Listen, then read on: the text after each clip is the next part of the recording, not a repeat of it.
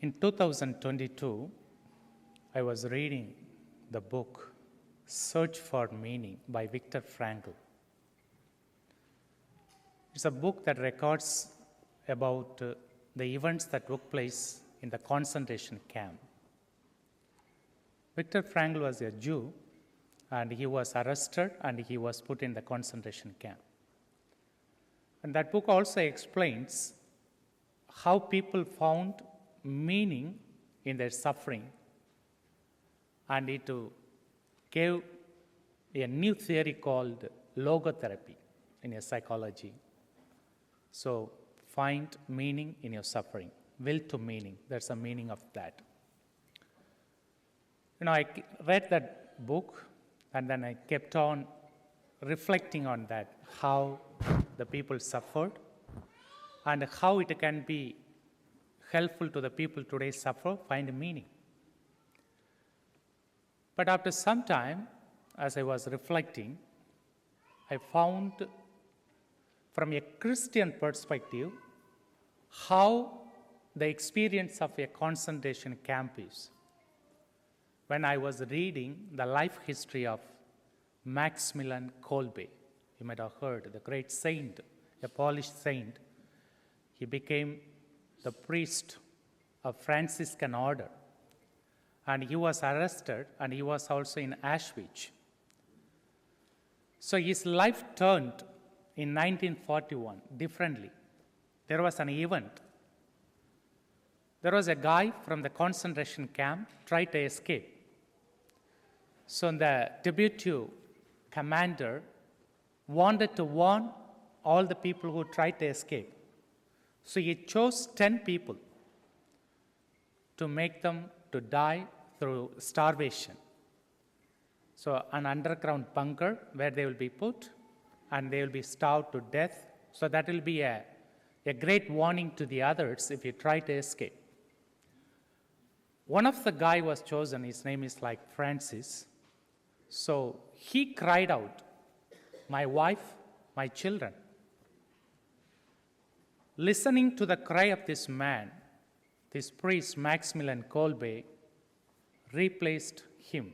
He took his place and he died in 1941 because of the starvation.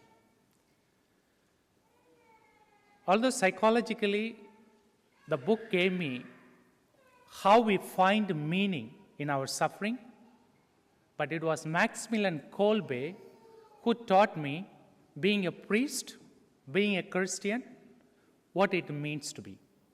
It means you are called to be a good Samaritan, caring for the neighbor, if needed, taking the place of the neighbor to give him the freedom through our own suffering. And we find exactly the story of Good Samaritan in today's gospel. A scholar, definitely, who knows well the rules or the laws of Moses. If you are not aware, the Jewish had 613 laws, which was divided into two categories, like prescription and proscription, what to do and what not to do. But the heart of all these law was found within one's heart, and that we see in the first reading. Moses tells the people, do not look for the law across the sky or in the midst of the sea, but look within your heart. So the scholar should have been very aware what was the heart of all these laws was the love of God and the love of neighbor. But yet he tested Jesus. The question was like what to inherit. Until that there was no problem. But when he asked, who is my neighbor? Jesus captures the big portrait of who neighbor is. Now, if you read the whole story, what it offers to us, I'm not going to explain the whole story, but I will see what it offers to us. First of all, the story of Good Samaritan speaks about the challenges of Christian life, the road you take. There is always challenge. A road from Jericho to Jerusalem has got different challenges. Similarly, a road from earth to heaven will have a lot of challenges. and you are called to face like a good Samaritan. Not confront them, but face them with your compassion. A compassion show to your neighbor. A compassion show to your wife. A compassion show to your husband. A compassion show to your surroundings. And that is what the first point of this reflection comes from the Good Samaritan.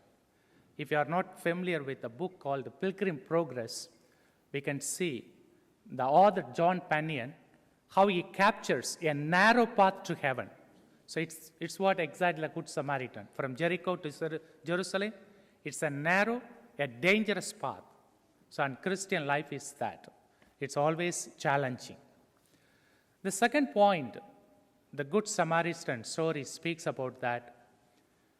The Samaritans were not part of the Jewish community, but Jesus includes them.